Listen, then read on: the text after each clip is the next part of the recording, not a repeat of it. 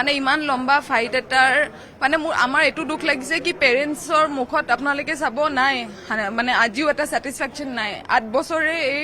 বুঢ়া মানুহ দুজন ডেইলি হিয়াৰিঙত আহি পেনেও আজি মানে সেই ছেটিছফেকশ্যনটো নাপালে বিকজ ডেথ সেন্টেন্স এজনকো নিদিলে স্পেচিয়েলি দুজন মানুহ এটাটো যোনটো মেইন কনস্পিৰেটৰ আলফা জোছ টিমু তেওঁক এণ্ড ছেকেণ্ড ৰূপ সিং ক্ৰ' যাৰ এগেইনষ্টত 3টা সাক্ষী আছে যোনে ইমান ডাঙৰ বল্ডাৰ এটা দি পেনে নীলোৎপলৰ মাথা নীলোৎপলৰ ফেচ পুৰা স্মেছ কৰিছিলে তেওঁকো ডেথ সেন্টেন্স দিয়া নহ'লে আৰু আই উইটনেছ আছিলে ষ্টিল দিয়া নহ'লে চ' এইখিনি বস্তুৱে ডিসএপইণ্টিং আৰু লাইফ ইমপ্ৰিজনমেণ্ট দিছে হয় বাট লাইফ ইমপ্ৰিজনমেণ্টটো আনটিল মানে পুৰা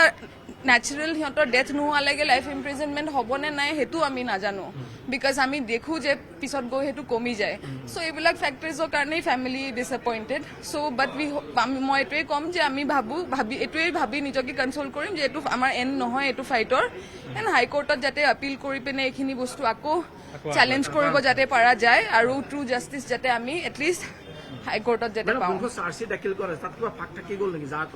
নাই আমি police has done a brilliant job and we have no complaints against police